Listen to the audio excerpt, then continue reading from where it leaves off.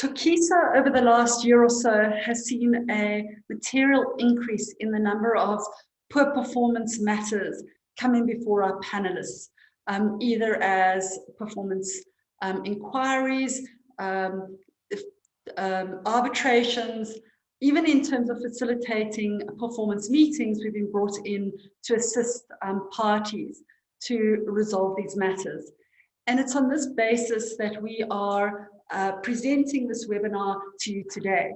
It's some of our observations. I don't intend to go through detailed case law, although I'll draw on it, some interesting cases, but really touch on some observations that we have made over the last period of time, where parties, both employers, employees, and unions, are perhaps getting things wrong or could perhaps do things better, or indeed where they are getting things right, before our prestigious panelists.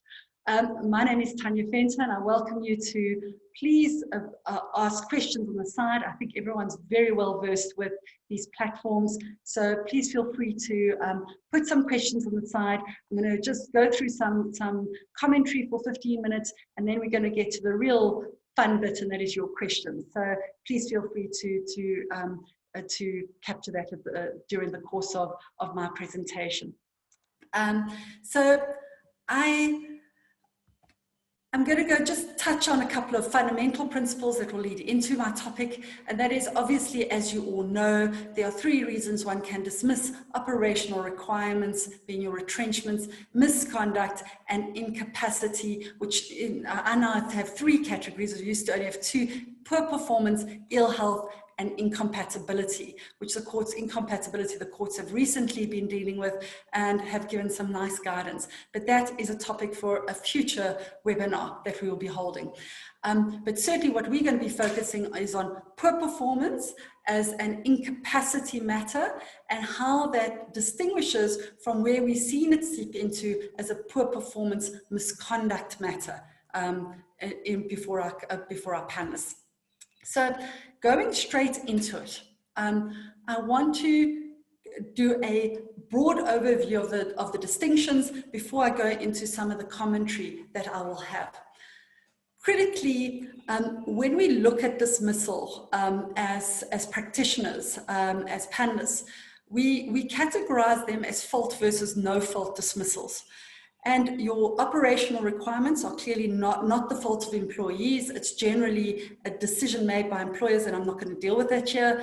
But certainly your incapacity category is deemed to be a form of no fault dismissal. And your misconduct is fault. And what we really mean by that is what I say in the second line there is, no fault is more about aptitude, is whether somebody's unable to do something. It's not that they may be very willing, they try very hard, they work very hard, but they're just unable due to something linked to that employee that is outside of her control. Misconduct, on the other hand, relates to your intention. It's intentional, it's willful, it's negligent, or there's no compliance with a rule or a standard, and there's some blameworthiness or a degree of blameworthiness that can be attributed to the conduct of the employee. So that distinction is very, very, very critical. So coming back to the next line, I've got these. Incapacity really is about how the job is done by that employee and the quality of their work, while misconduct is about rules, the conduct of the rules set by the company and the conduct of the employee in complying with those rules, policies, and procedures of the company. Now, so that really is the distinction between the two, is whether the employee is able to or unable to do the job is very determinant of whether it falls as an incapacity or a misconduct matter that the employer and indeed the employee should be responding to. Now that you'll see the courts have said very clearly that an employer has an obligation up front to categorize it. Now, the issue that they have with the employee, for want of a better term, just say the employer knows they're unhappy with this employee, they need to ask themselves, Are they unhappy with what the employee is doing? Is it a result of the employee unable to be able to do it, what they need them to do? Or is it that they're unwilling to do it? Or is there some form of they're just not negligent, but they're able to actually do the job? That is the determining factor, and the employer up front needs to determine in their mind which that their conduct or the non-performance is falling under. So if it is one that they are unable to do the job, no matter how much support is being given, then it falls under your code of good practice, incapacity, poor performance. And that is covered by the Code of Good Practice Clause 9. And I'm going to get to that as a reminder. And in essence, that requires guidance, training, and support, but above all, a standard to be set for which the employee needs to reach through the employer offering this guidance, training, and support. Misconduct, on the other hand, is really governed by clause or item 7 of the Code of Good Practice, Schedule 8, and that really is one of progressiveness. One of being progressive discipline is required, and traditionally one would have your warnings, final written warnings, and then ultimately a hearing that will determine whether dismissal is the appropriate sanction. So what we are finding as a lot of cases coming through Tokiso is that employers are not making this distinction up front, and it's causing huge amount of confusion when it comes to hearings, and often employees are also confused about what they're really responding to. And I'm going to give you some case studies in respect of how the courts have dealt with this shortly. So just as a reminder, because it's always good to go back to this, the Code of Good Practice, you've got a guideline around your disciplinary inquiry that's got to do with misconduct. And we know that you need to determine whether or not the employee has contravened a rule. There is a rule, whether the employee's contravened a rule, and if they have contravened that rule, whether the rule was valid and reasonable, whether the employee was aware of the rule, whether it's been consistently applied, and then ultimately what the appropriate sanction is. If it's dismissal, then that's obviously for the arbitrator to determine. On the converse, very different language if you look at item 9 around poor performance. You talk about whether, so in determining whether it's been a dismissal and what the requirements that the employer needs to meet is, first you ask yourself is whether or not the employee failed to meet a performance standard. Now, the first thing that implies is there has to be a performance standard. You can't expect an employee to meet a standard if they don't know what it is. So you need to set that standard, and then you need to determine whether the employee is meeting it. And if they are not meeting it, and let's assume if you go in this route, then you're saying they're unable to meet it, not because they've been recalcitrant employees. So if they're unable to meet it, then you're going to say, was the employee aware of the standard they need to meet? Has the employer set it? And has the employee been given the fair opportunity to meet the required performance standard? And then you go to the appropriate outcome. Remember, I'm not using the word sanction, I'm using outcome. Because you're not sanctioning them, you're giving an appropriate outcome that's fair to both parties. Now, in terms of fair opportunity to meet the required standards, I just want to mention something around that is, it's not just to give them an opportunity. That opportunity is also around the necessary support, training, and importantly, the necessary and reasonable time to reach that standard. And that is something which is tested by, be it an independent presiding panelist of Tokiso, or an arbitrator of Tokiso, or an arbitrator at a bargaining council or the CCMA. And what we're finding very often is that employers are initiating performance hearings, but they're not actually even reading their own policy and procedure on what is required in order for them.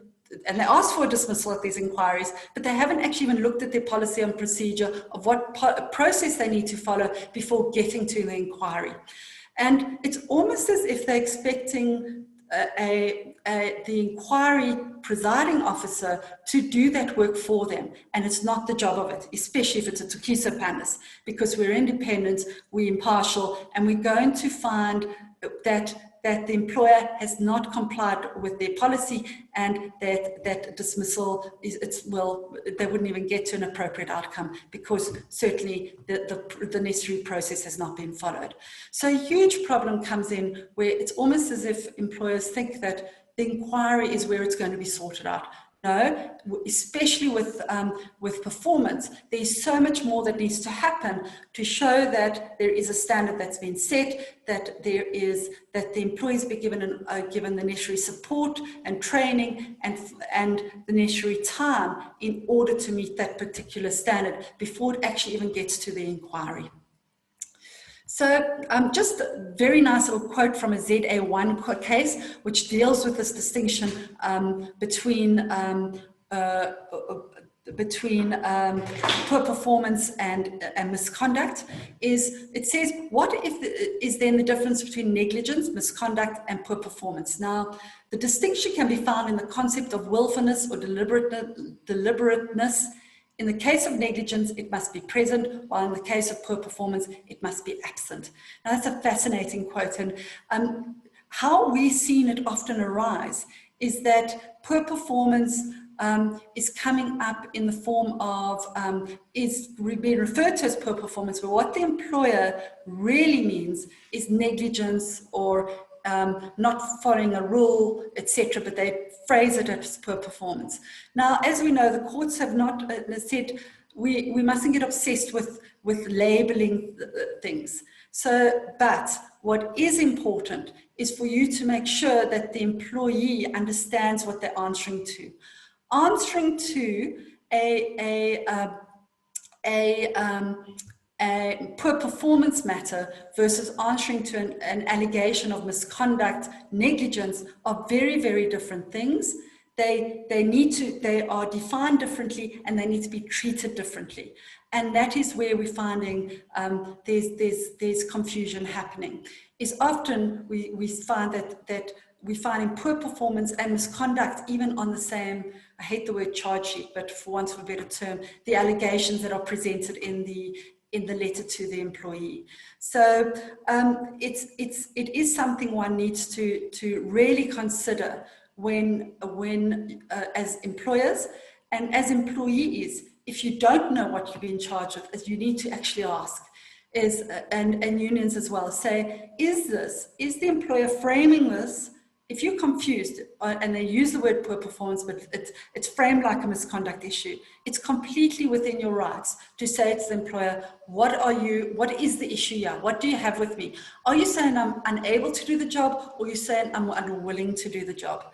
And how do I feel as the employee about it? Am I really feeling like I'm out of my depth?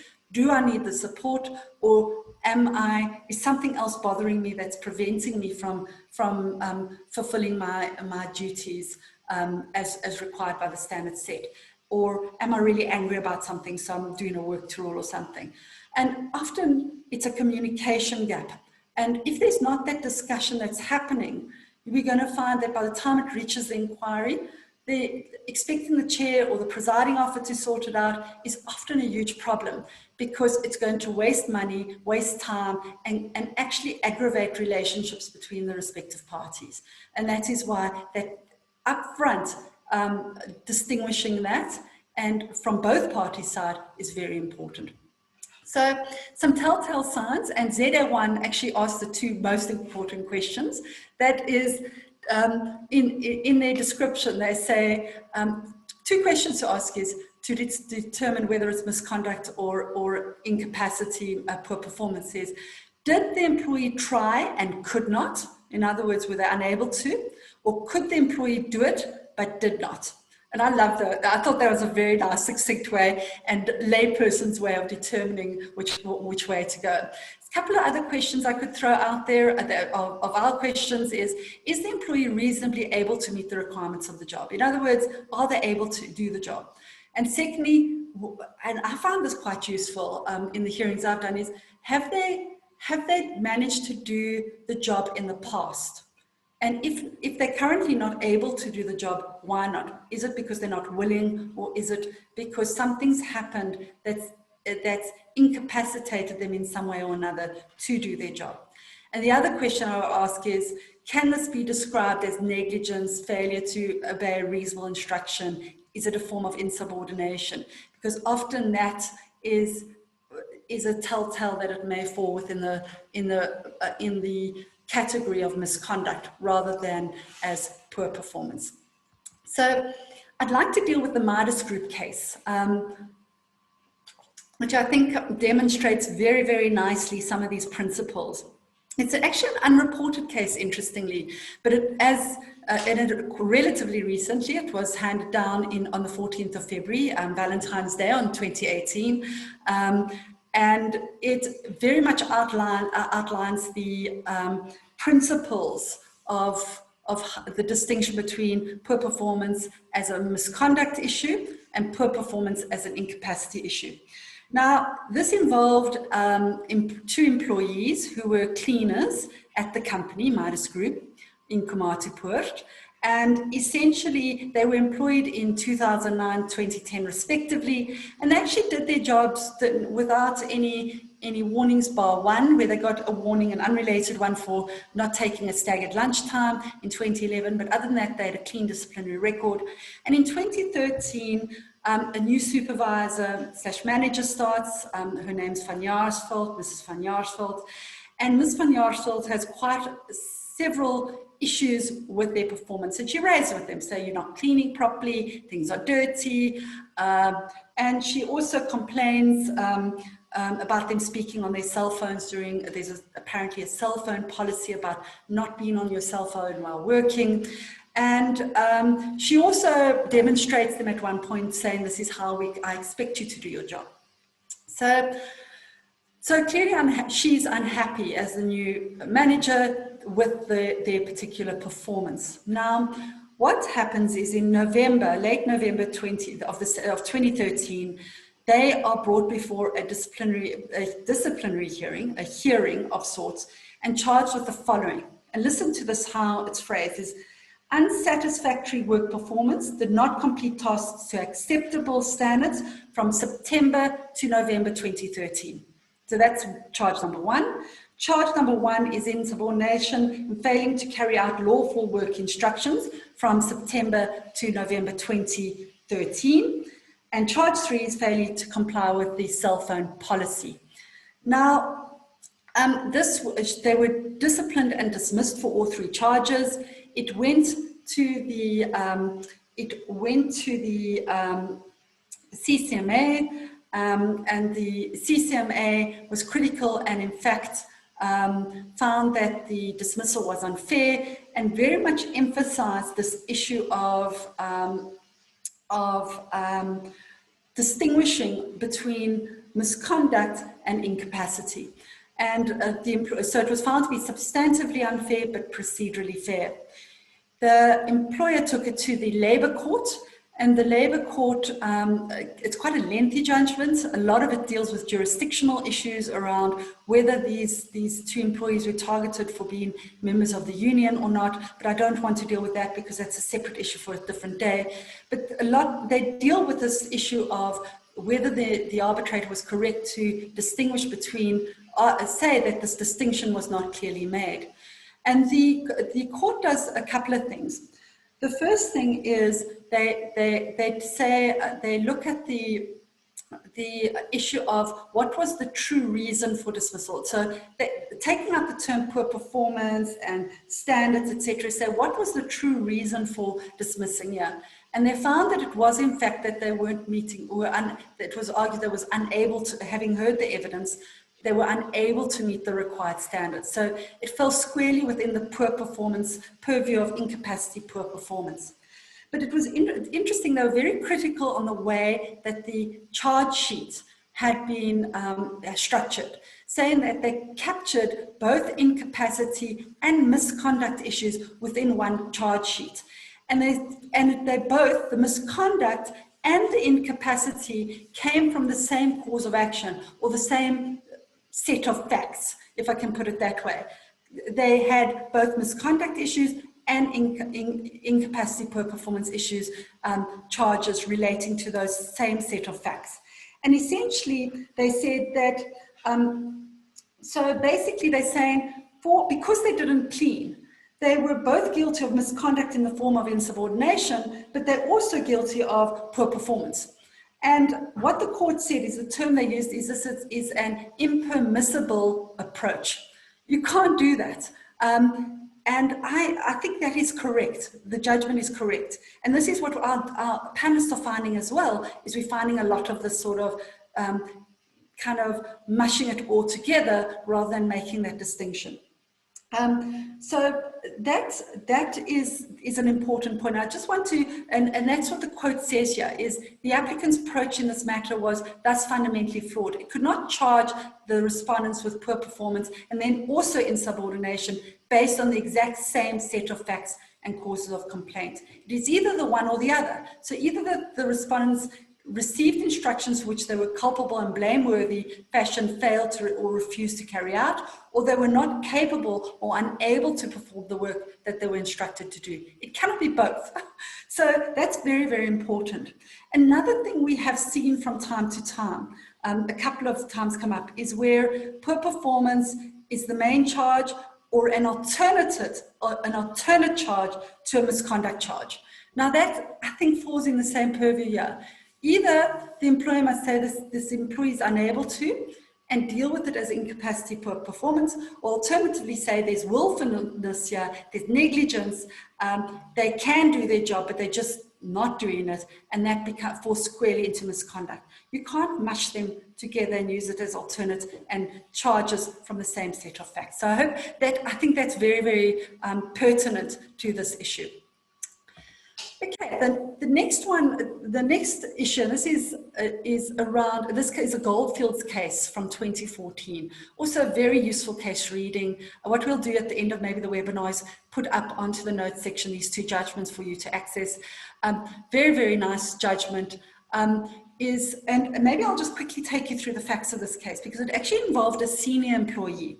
He was a highly qualified senior sampler in the employ of the mine, and his measurements were crucial. You can imagine how important the measures of samplers are, especially senior guys. And essentially what he did is he did his measurements wrong. And he got a lot wrong. He recorded his measurements wrong, and the company brought negligence charges against him for not doing his job properly. And the employer squarely put it in the category of misconduct, interestingly. Went before the commissioner at the CCMA, and the CCMA said, no, this should have been dealt with as poor performance. And in fact, the employee should be given an opportunity to correct his conduct and to improve at his job. And that should have been done, and found that it was an unfair dismissal. It went before the Labour Court. The Labour Court dismissed the review application by the employer. It went before the Labour Appeal Court. And the Labour Appeal Court very, very nicely, actually, and very succinctly dealt with the issue of what the employer standards are. But in essence, it found that just in summarizing it is, furthermore, I'm going to just read that last bit of the quote. Is furthermore, the employer should be able to demonstrate that the failure to meet the standards of performance required is due to the employee's inability to do so and not due to factors outside the employee's control. So you can't, and a very practical example in our current life is, if an employee does not have Wi-Fi at home and therefore is unable to perform, you can't charge them for poor misconduct. And I think that's sort of what the judgment's saying here. But in essence, in this case, the Labour Appeal Court said that the arbitrator misconstrued what was before them as the commissioner, because it was not, the employee was not brought before as poor performance incapacity matter. It was squarely in the realm of misconduct. And that made it reviewable because it directly affected the outcome of the matter. The appeal was successful, and the court said because of the seniority of this employer and the impact of the work that they did, dismissal was fair in the circumstances. So it's quite interesting to see the consistency around requiring employers and, quite frankly, arbitrators as well, to understand these two distinct categories and deal with the matters accordingly. So I'm going to just deal with the one issue that comes up a lot is, and we do a lot of executive matters at Tokiso, is how are the standards different in terms of poor performance for senior executives? And the courts have dealt with this, and the palace engineering is a matter. And it's said in this particular case that although a senior employee is indeed expected to be able to assess whether he's performing according to standard and accordingly does not need the degree of regulation or training that lower skilled employees require in order to perform their functions, an employer is not absolved from providing such an employee with resources that are essential for the achievements of the required standards or set targets. So in essence, if somebody's in an executive or very senior position, the employer is not expected to give them the same level of training, guidance, and support that one would expect them to give to more junior employees. Senior executives are expected to be able to do the jobs that they are employed to do in a very capable way. And in the event that they don't, there's not this long, there is less of an obligation on the employer to provide such training, but there is a necessity, a priority, that the second part of that quote is that they must be given the means to do their job. So you can't expect them to work miracles. The company is still required to give them the tools and the means to conduct what they are required to do. Another interesting just theme around it, and I haven't put up a slide around it, but it's come up in several cases before Tokiso, is whether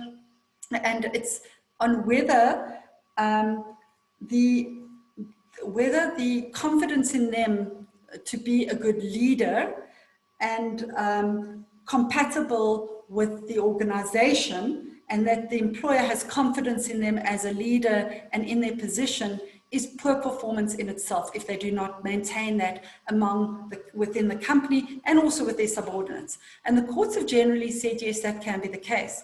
Is the employer, a senior executive employee should know that they require the confidence of those around them and the confidence in them as an employee to do their job and to be performing and to be compatible with the values of the company. And that in itself, if they're not, and they don't have the confidence of the company and those around them, that in itself could be a poor performance matter. So I thought that was quite interesting too, and could lead to some debate in your minds as well. Just some practical issues around performance hearings that I want to raise that's come up in some of our hearings is, as I said earlier, is employers, if it's a poor performance, incapacity matter, employers need to set reasonable standards required of their employees. Obviously, they need to be reasonable. If they can't meet them, you generally find that arbitrators will not try to second guess employers' standards unless they're patently unreasonable or there's evidence to show that they're unreasonable. But certainly employers can set those standards that they believe are appropriate, and the employee must meet them, or the employee must show how it's not related to them that they've not been able to meet it. Important, please follow your own policy and procedure. So often it's the presiding officer, Tokiso presiding officer, that's pointed out that you've not complied with it, and did you know that you actually need to do X, Y, and Z. In the absence of a policy and procedure, you can follow obviously item 9 of Schedule 8. And of course you should, a lot of people say, well, it's only a guideline. Yes, but it's still your policy. You have to have good reason to deviate from your policy and procedure. You can't simply do it at whim. And my view is that if your poor performance policy and procedure is a collective agreement, which means it's been agreed and signed by both the union and manager, I don't think that is an agreement, and you cannot actually deviate from it unless it's by agreement with the union or a management. The issue of disciplinary warnings, in my view, and I see this often, and this is just a personal opinion I have, and I'd love your views on it as well, is I don't think warnings should be issued in performance matters. If it's poor performance incapacity, why would you be warning somebody? It doesn't make sense. What you should rather do is keep records of discussions you had about that employee regarding the standards that they need to meet, and why they're not meeting the standards, and asking them on how you as the employer can assist. And employees as well, is where you're getting warnings. I can only imagine you feeling that must be very scary, because you shouldn't be warned about not being unable to do something. You should rather be given support and guidance when you're unable to do something. And so keep records of performance meetings, say what's going to happen, and have them regularly. And I think that's probably where so many employers fall foul of their policies and procedures, because it often sets out the requirements around that, and they just simply don't do it. They come to an inquiry hoping that's going to happen there. It's too late. You should go back to the start and actually give the employee an opportunity to meet the standards with the required guidance and support. Before commencing with the inquiry, just like I said, review your own performance process. And finally, just another comment is that performance inquiry may result in a dismissal, but it may also result in a different outcome, which also distinguishes, in my view, very strongly from misconduct issues. As you know, a misconduct issue, you hear the evidence, has around whether there's a rule, whether the employee was aware of the rule, whether the rule's been breached, and whether it's been consistently applied, and those are the questions that are asked. And either that you found the person guilty of the offence or not guilty. And if they found you guilty, then it attracts a warning, final written warning, some other form of a progressive discipline, alternatively a dismissal with or without notice. But in a performance inquiry, it's different. You're basically saying, was there a standard? Was the employee aware of the standard? Were they given an opportunity to meet that standard with the necessary support and guidance from the employer? And if the answer is no to any of those, that has not been met, what would normally happen, and this is how our presiding officers are dealing with it in performance inquiries, is they're saying, Mrs. Employer, let me be gender biased in this, Mrs. Employer, you have not met these process requirements. Please go and do this before you come back to an inquiry. So they would give direction on process that's not being complied with, rather than them be a guilty, not guilty outcome, in my view. And that's the appropriate route to go, because there you as the inquiry said, look here, you've not followed your process, or you've not ticked all the boxes, and you need to go and substantively engage with the employee to meet with it. And that, on the converse for employers, should be also a telltale sign to you to say, well, the employer's given direction, you need to engage and work with that employer, because if you don't, you could be back at an inquiry again, and it may end up resulting in a dismissal next time. So those are some, I want to touch on lockdowns, mainly because we have started seeing an increase of these cases coming through. And I get a lot of questions as well, how do we performance manage during lockdown? The same principles apply that I've gone through now. It's exactly the same process. You do it online, alternatively in the office, with all the social distancing measures required of an employer to enforce. What we're doing is, if shift in performance since lockdown, this is the issue I wanted to raise, is if you've seen a shift in the performance of an employee after lockdown and they're working from home, or even if they're not working from home and you've seen a massive shift in their performance, you need to ask yourself why. Is there something else? Is it that they're unable to work from home? If they are working from home, they don't have the capability to, then it could be an incapacity per performance matter. They're unable to work from home because they don't have the technology skills, they don't have the self-discipline, they don't have the environment. And then you have to ask yourself, if you're the employer, how do I support and guide and ensure that, or give reasonable guidance so that they can meet that standard? And if they still don't meet it, then you'd follow an inquiry route. So if it's willful, if they're just being willful about it, then of course you can follow the misconduct route. I must say that I think there's so many pros and cons. This is my last point before we go to the Q's and A's. There are so many pros and cons around being online and doing webinars in this way as opposed to in person, for example. And one of the pros is that everything is recorded these days. You can go into Zoom or MS Teams or any of the other platforms, click record, and you got a record of your discussion, be it a performance discussion, for example, or even a warning. You don't actually have to transcribe these things. And you can actually hand up a recording as evidence, in my view, that the meeting took place, etc., or what happened at a meeting. And I must say, it's going to be interesting to see if transcripts become become lesser part of our life in the future as we are able to record these. So do record, use the means, technology to record your meetings and make sure you follow your policies and procedures.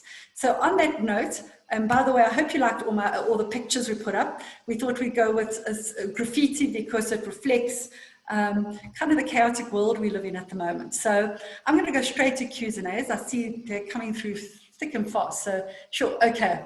I am looking, if you see me looking up, I'm looking at a different screen, and I'm going to read out the question. I'm going to hazard a guess or try to answer it as best as I can based on what we've engaged with up to now. Is now that people are working from home, what will going absent without leave or absconding look like?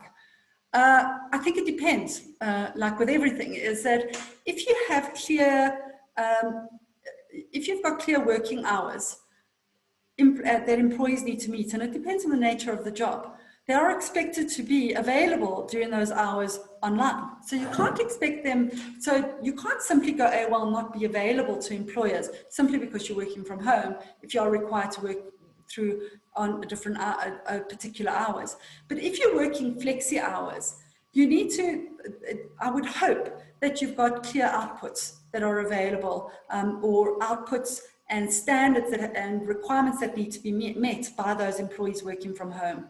And if they're not meeting those, then you can actually hold them to account.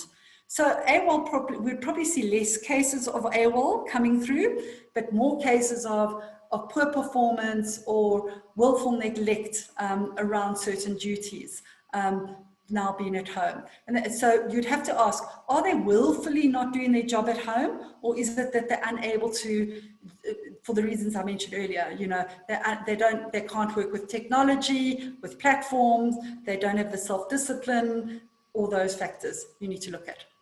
Next one is, what happens when an employee doesn't answer calls, emails, doesn't attend team meetings, but is at home?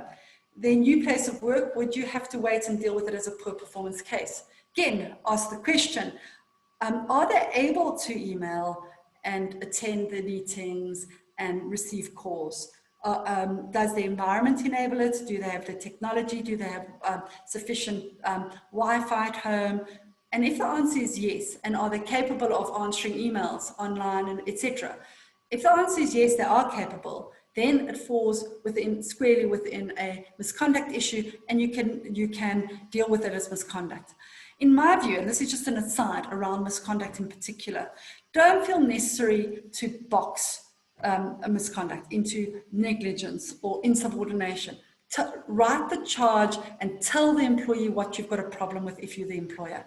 And if you're the employee or the union, you've got every right to ask them to do that, to say, tell me what you've got a problem with me doing, so I understand and I know what I'm answering to. Even if it's before the hearing, it's actually even better before the hearing.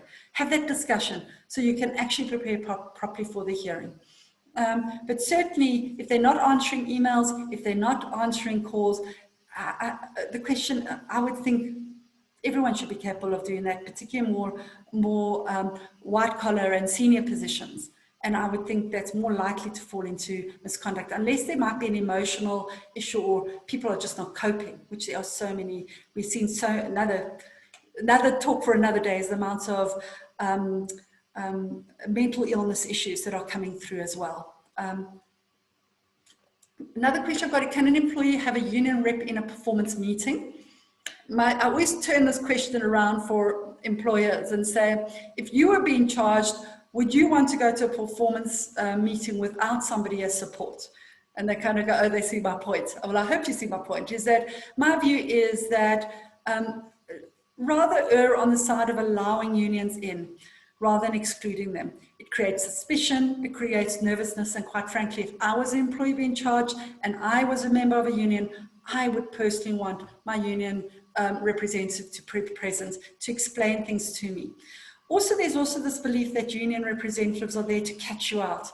They're there to assist and support and to tell you if they think you're doing something wrong as employers.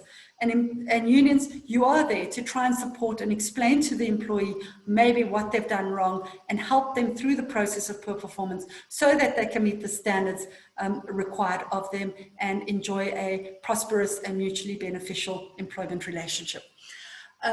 Just from Hilton, can one start off in an incapacity process and later on realize it's actually misconduct and then convene a disciplinary process? Would that be fair? I think yes, or vice versa, but you need to follow due process. So the most common one, interestingly, is that you go into misconduct and realize it's poor performance. What you can do is just discard the disciplinary inquiry, say, look, we see that we've made a mistake, accept it. The earlier you do it, the better for relationship purposes. Say, look here, we think we need to go poor performance here. We'd like to set up standards and meet with the employer and have a performance meeting and discard this particular disciplinary inquiry. That may be one way to go if you were in a disciplinary hearing and realizing you've gone the wrong route. If it's the other way, I haven't ever come across it, to be honest, because you would have gone through the performance meetings and then you realize something's come up as misconduct. You can do the same, say, look here, this doesn't seem to be a performance issue. We believe now, based on the evidence, it should be a misconduct issue. We're going to dispense with this and we're rather going to reconstitute proper allegations that are ones of misconduct and present that to the employee to respond to. But the earlier the better. When you realize you've made that mistake. And again, with those sorts of questions, go back to the principle of what are we trying to achieve here? We're trying to achieve a fair outcome. We want the process to be fair, and we want it to be both fair to both the employer and the employee. And if you keep on asking that, would the approach that I've suggested be fair? I think so, because you're really trying to get to the truth and to get a fair outcome for both parties. Lizola's asked, please touch on the question of poor performance during probation and the requisite process to follow.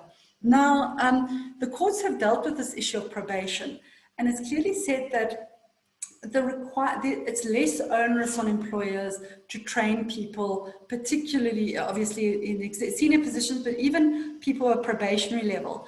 There's less of an obligation to offer training in particular to employees on probation, because you've appointed them based on seeing if they can meet the requirements of the job during probation. That's why they're on probation. So you still are required, I believe, to give them the means to do their job, to make sure that they are given the tools and the environment to conduct what they're required to meet the required standards. But if they don't meet it at the end of a probationary period, can show you've offered basic support and training where it's required in a reasonable way for them to meet that standard in the period of the probation, then you can not confirm employment at the end of probation. I have seen a lot of employers also extend probationary periods, which can also be deemed to be fair as long as it's done fairly and after consulting with the employee. Important in my view is bring the employee with you. Say to them, and employees, if you believe that the employers think about why they're doing this, why they want to extend your probation. It's because they believe you're not meeting the required standards and you need to up your game or ask for help if you're a bit out of your depth and you feel you're not coping. And that extension of the probation can be done, and then in the event that they're still not meeting the requirements, you can actually not confirm employment. Another question from Ursula. If performance is tracked hourly, what is a reasonable time to track improvement after the employer has been given all tools, training and assistance in I don't know what a PWP, poor work performance incapacity case. It depends on their job. I mean, case, I can't remember the case references of an academic who had to get numbers up, or an administrator for a tertiary institution had to get numbers up. And they were given 22 days to get their numbers of enrollments up. and the courts found that was wholly unreasonable. But if somebody's, for example, you're tracking them hourly, as long as you're giving them feedback and you're saying, look, you're still not meeting the requirements, it really depends on the nature of the job, Ursula. I can't, so somebody in a call center, for example, not taking enough calls as required, or not dealing with cases efficiently enough, maybe an example where you give them a week to improve, and I try and identify why they're not answering enough calls. Is it because they're taking too many comfort breaks? Is it because they're talking too much on the phone? Or is it they're fiddling with their computer or fiddling with their phones? I know in call centers generally there's a lot of restrictions on what they can have in them, but you have to actually look at the particular job to know what's reasonable. But if they're tracked hourly, I suspect it's one of those real rigid areas where you're tracking how many units of production they're doing, and then I would think they need less time than, for example, the other example I've given on enrollments at a tertiary institution and increasing that. John, can you comment on the issue of when you have a case where the poor performance is related to a substance abuse? Sure, that's a fascinating question, because it could, and it's got to do with how the employer frames it, but also how the employee responds to it. Because substance abuse could fall into misconduct, it could fall into poor performance, and it could fall into incapacity, ill health. And I'll deal with the latter first, is if somebody clearly has a substance abuse problems, we just coincidentally, we find a lot more substance abuse cases in the Western Cape and Northern Cape than in other areas of the country for whatever reason. Huge amounts of cases. You actually see a material increase in those areas. But anyway, that's an aside. But substance abuse is ill health, is where the employer, for example, sees there's a problem, somebody's coming to work, the employee, she's coming to work regularly, drunk, particularly on Mondays, or under the influence of some substance, and the employer recognizes this, approaches the employer, says, do you need assistance? And the employee says, yes, I've got a problem. The employer has to deal with it as an incapacity, ill health matter and offer the necessary support, put them on an employee assistance program of some sort to a reasonable extent. Obviously, after offering that support, etc., and they still come to work and there's still an issue and they're unable to do their job because of it, and remember the word I'm using, unable, it's an incapacity, ill health, so they're unable to do their job because of the ill health of substance abuse, then the employer could actually call an inquiry that may lead to dismissal of that employee. For poor performance, if they are not performing, they're unable to do the job because there's a substance abuse issue. It may be that they're not willing to admit that they're doing the substance. It may fall within the purview of dealing with it as poor performance, in that you're saying they're just unable to do the job. You think it's substance abuse, the employee says it's not, but they're clearly unable to do their job based on their mental faculties. When they come to work, they're not able to do what they're required to do. It also comes out, substance abuse comes out as a misconduct issue very often, interestingly, not in terms of performance, but in terms of absenteeism, AWOL, going AWOL. That's where I find the problems coming through with substance abuse. Or even failure to follow an instruction, etc. But there, in those cases, it's usually the employee refuses to acknowledge they've got a problem, and then the employer really can't force assistance on them, and they then are required to go the misconduct route. Shanita has another question, is, can you reasonably make the distinction and choose misconduct just based on the employee's experience and previous ability to perform standard, and make the deduction that it is willfulness, i.e. is performing the job for years and recently failed to perform the standards? Yeah, I think that probably points that they have the capability to do it. So I would, before I jump to the conclusion that it's automatically misconduct, I would say they've got the capability to do the job because they've done it before. Are there other factors that involve the employee that could be impacting on their ability to do the work? for example, they're bored and frustrated, you know, and you may want to actually deal with that then. At least you know why it's happening. It may well be that there's a problem, they've been divorced, they've got divorced. It may well be that there's some ill health issue that's entered the arena of a temporary nature. So I would really try and explore whether there's other factors around that employee that's impacting on their conduct before assuming it's willful and deliberate on the part of the employee. I think, yeah, if that makes sense. But in generally, that could point to that it's not capability, it's got to do with something else. That's why often it is misconduct. From Hilton, another question from Hilton. If apparent poor performance arises during an initial probation period, but the employee represented in the interview and per their CV that they were competent to carry out these tasks, does one need to follow the poor performance probation approach as per the schedule, or could this be more misrepresentation? It depends on whether it's patent. I would put it like that. If it's material, like they claim that they've got a degree and they don't, or they claim to have worked in a particular environment, but they didn't, or they claim to something like that. But if they claim that, for example, they can use MS Teams. I'm still intrigued. A lot of people see this as a requirement of the job to use a computer. It's a bit like saying you need to be able to, I'm just trying to think of using, Anyway, so, but anyway, if you said MS Teams or MS Word, and you find that they've got a really rudimentary use of it and can't really use it, it's quite a tall ask to dismiss them for misrepresentation. What I would just say is, look, you've said you can do this. We expect you have done it. We're not going to be expected, because it's probation, to put you on a lengthy training course over a period of time, but we're happy to give you support and show you guidance around it. So the onus is a lot less on the employer to go offer rigorous training around this.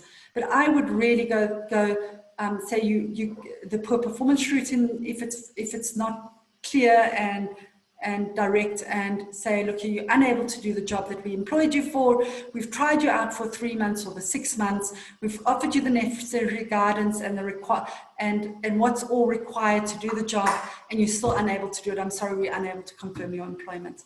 I would go that route. But certainly you need to keep a record of the times that you've indicated to them that they're not meeting the requirements of the job, and give them the opportunity during that period to do so. So I would really look on how, I would get advice on that before just jumping to misconduct around a misrepresentation, unless it's clearly so. Sure, lots more questions coming through. So I'm getting notes from my team to say there's still lots of questions coming through, so I'm going to deal with a few more. Would a deliberate refusal or ignorance to meet set deadlines constitute misconduct? If they didn't know they had, ignorance implies that they didn't know that there was a deadline, then you can't make allegation that they should have met a deadline if they didn't know it. But if there was a clear deadline and they did not meet it, the question again goes to, were they able to meet the deadline? Did they have the capability and the means to do it? And if the answer is yes, and they still didn't meet it, then you go, absolutely, we are going to bring allegations against you for not meeting this particular deadline that had a huge impact, if it did, assuming it did, a huge impact on the company. So yeah, Violet, I'm sorry, Ireland has a question, is what would the difference be between the performance inquiry and the disciplinary inquiry? Would the same process play out, where each side presents the case and cross-examination, etc.? Very interesting question. Absolutely. In the way that it's held, it depends on the presiding officer, and everyone has their own style, but the principle is the same. Is the onus falls on the employer to show that there was a reasonable standard, that the employee was aware of the standard, that they were given an opportunity to meet the standard, and that they haven't done so. So the employer has to, and that dismissal is appropriate in the circumstances. So the employer has to show that, and that has to be done through evidence as well. So yes, usually it's done through documents, bring in a witness, leading evidence of the manager to say, this is what we've done, this is this is what we did, this is why we say the standard was set, it was reasonable, it was, the employee was aware of it, here's the evidence, here's the videos of all our team meetings, and speaking to that. So yes, normally it would go through that same process. It may not be, I'm inclined to take a relatively informal approach in hearings. You know, it's the formalism of evidence can be dispensed with sometimes, particularly if you've got lots of, if there's not many disputes of fact. You don't have to have a witness telling you there's a policy if there's no dispute around a policy. Or if there's no dispute that the meeting took place and there's a record of the meeting, you don't have to have evidence led on the record of the meeting. So generally we find that there's less witnesses in performance inquiries than there are in misconduct matters, because it's usually the manager explaining what they've done. So what they've done in terms of the performance management of that particular employee. But an interesting question. From Sean, one problem that occurs is that from the employer's point of view, the employee cannot do the work while the employee thinks she's doing the work. Yeah, that is a problem. Okay, there's more to it, I've been told. So the employer has to proceed with the hearing on the basis of its view or guess as to the internal motivation of an employee. It's very hard to really know in practice if the employee's apparent poor performance is in fact not negligence. Should the employer not charge an employee in the alternative, poor performance, alternatively negligence? I'm saying, and there's more is, and see what facts arise in the hearing. Now, my point is to have him make a call before finding the facts may lead well to an unfair hearings. Now, my view here is it comes down to communication, is that you should be communicating with the employee up front to determine which one it falls in. If the employee refuses to engage on this, then it's difficult. I would deal with it as a misconduct issue, is that they actually have an obligation to engage with you as an employer and say, this is what I need, this is why I need it. So I would say to you that if the employee in the view of the employer has illusions of grandeur, if I can put it that way, and thinks that they're doing a great job, and often we've done actually a lot of performance reviews where there's been a dispute arises around a dispute review that was done, and we were asked to review it as an independent presiding matter. And these issues come up a lot there, by the way. But if an employee believes that they're doing a fantastic job, the employer needs to show them why they're not doing a fantastic job. They say, look, here's the standard. We require you to send emails out at this pace with this accuracy in a professional manner. And look at this email of yours. It's just not meeting that standard. Are you disputing that? And you actually have to show that. And if the employee just is persistent to say, no, that's fantastic. It's a fantastic email that I sent out, and it's clearly riddled with errors. Then I think you can deal with it either as, it could actually fall into either. You'd have to think about this. I'd have to really think about that. It's an interesting one. But I would then say it falls to a negligence stage, because how is an employee going to get better if they're not willing to say that they're not meeting the required standards? So I would lean towards that, but I think one would need to understand exactly the circumstances before making that call. Okay, I've got an anonymous attendee who would like to ask, would it still amount to an incapacity inquiry where an employee cannot meet a standard of employment, where the standard has subsequently evolved in light of a pandemic such as COVID-19 that now requires the employee to perform a more technology-oriented role compared to the initial role, which not have needed this? Is yes, you can set new standards and say this is now a job requirement. If it substantially changes their job, it may be an operational requirements matter. And you need to decide that. Is it materially changing what they do and how they do it? And they're unable to do it, I would think there is a great obligation on you to offer support to get them to that point. But if they're still unable to do it, you could either say, well, the job has materially changed and therefore it's an does it We no longer need somebody with your capability, and we need somebody with this capability, but you don't meet the requirements of this particular job, which is so different. It's actually a new position. But if it's substantially the same position and it's simply technology, you need to offer them the necessary support and guidance. But I would think that you could potentially go the poor performance route if after offering that support and guidance, they're unable to do their job. It is not their fault. So it would fall into either an operational requirement or an incapacity poor performance or a poor performance matter, not a misconduct matter, in my view. So a very, very interesting question. And I suspect we're going to see more and more of those coming up. And especially around this really complicated one about self-discipline, is that it's one thing being at the office and doing your job. It's another thing waking up every morning and sitting in front of your computer and delivering at the same level. And whether that's a willfulness or whether that's an inability to actually have the necessary self-discipline to work from home. I have another one from Debbie, and if you have an employee who's constantly not meeting performance standards, but he has been trained and assessed as competent in his role, and would you rather classify as that dereliction of duty rather than poor performance, as there's no further coaching training that you can provide? Yes, and then it sounds, if they've met the if somebody's been defined as competent in their role, and if all indications having been assessed, they're able to do what they're doing and they're still not doing it, then it falls as a misconduct, must fall into a willful category. And then it becomes willfulness, it's dereliction of duties, not meeting meeting the required standards, willfully not meeting the required standards, negligence, one of those sorts of misconducts, yes. I would go that route. Nhlanhla has asked don't you think we might have a lot of poor performance misconduct cases post-COVID pandemic as employees adjust to getting back to the office full-time after being used to self-managing themselves? Yes, I think so.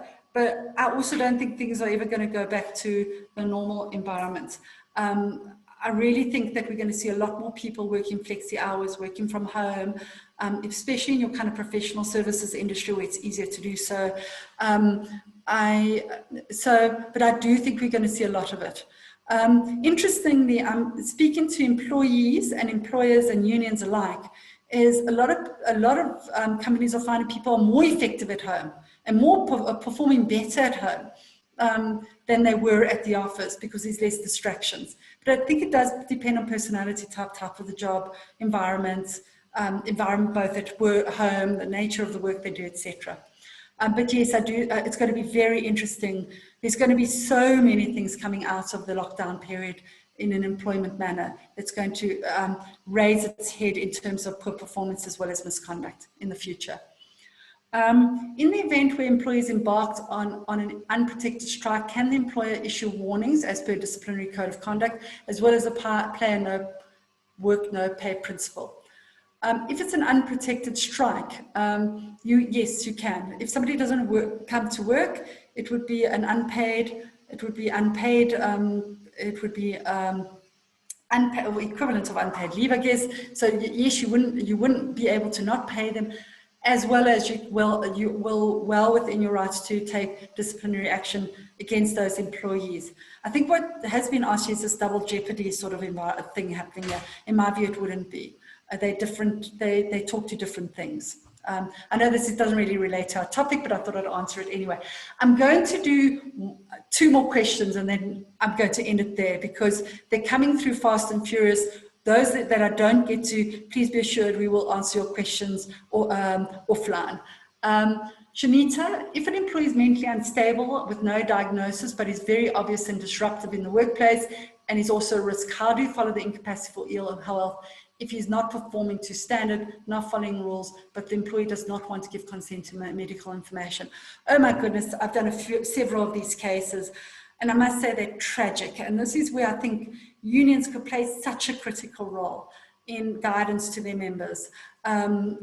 Is employers have a great obligation to try and help you if you just disclose that there's a problem, confidentially to HR and in a safe space, that there's a mental problem here.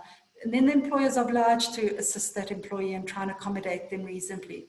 But if they refuse to, The employer has to treat the matter as if there is no matter, there's no ill health, equivalent of there not being. And if their conduct is disruptive, it is more likely to be dealt with as a poor performance, or more, actually even more so, as a misconduct matter, in that they are being disruptive to the workplace, not doing their job, etc.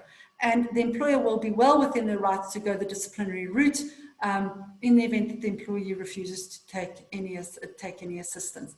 If they persistently absent from work, for example, it could be that you just say, I'm unable to accommodate this employee anymore for all their absences from work, and we want to go the poor performance, even ill health, incapacity, unable to do their work because they're never at work, by the way.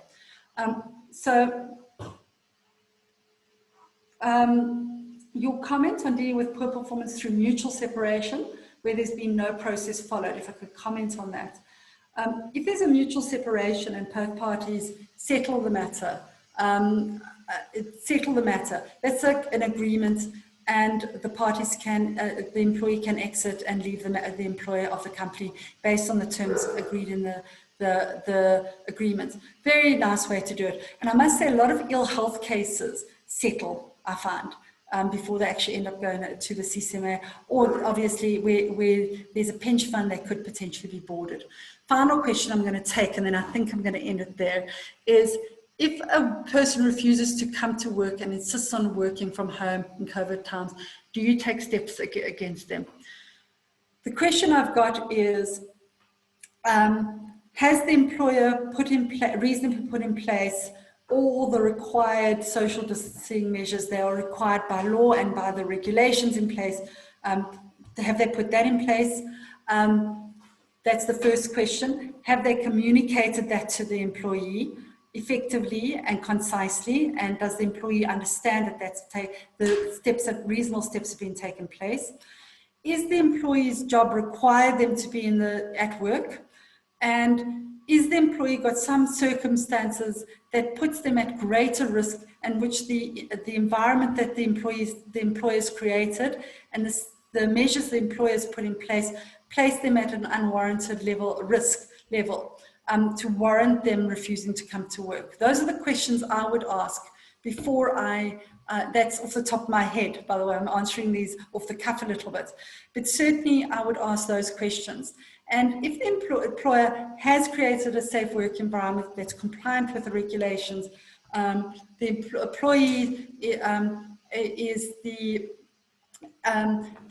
necessary, the employer is required to be at work in terms of their job, and the employee doesn't have anything special to them that requires them not coming to work, I would say then the employee could either go the disciplinary, but also go the incapacity to say that this employee is unable to do their job anymore. It's a poor performance. They're unable to do their job because they're unable to come to the office.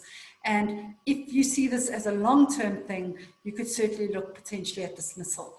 But I would really try and accommodate employees where I can, especially if they do fall into the comorbidity category or they're older employees and have good reason to be anxious. But that said, I do suggest with these, you need to look at every case separately and individually and take advice on them. But I hope my general comments on these matters assist. I'm going to end it at that. I see several more questions coming through. There's one question I want to deal with because I think it is, and I know I'm going well over your time. But there's one question around, which I've had come up in several hearings recently, is where people got promoted and then they don't meet the requirements of the new job that they've been promoted into. And that in itself is problematic, because how do you put performance, and can you dismiss, but they used to be a good employee, that's why you promoted them, they were valuable. And my sense is that, just as a bit of a tip here for employers and employees alike, is, and this is to protect employees as much as employers, put a probationary period within that probation contract. Say there's going to be a probationary period to see that you're able to meet the requirements of that more senior position or that different job, and that in the event that you're unable to, you will be placed back in your previous position. That will prevent any risk around dismissals. It's around poor performance or not meeting the requirements. So on that note, that little tip at the end, thank you very much for joining us for this webinar. Look out for the rest. We will put up the recording of this webinar onto our website. So if you've got friends or colleagues that would find this useful, feel free to let them watch it. And may you keep safe. And if you are in Johannesburg, dry, as we have seen rain day after day after day. So thank you very much, and thank you for joining us.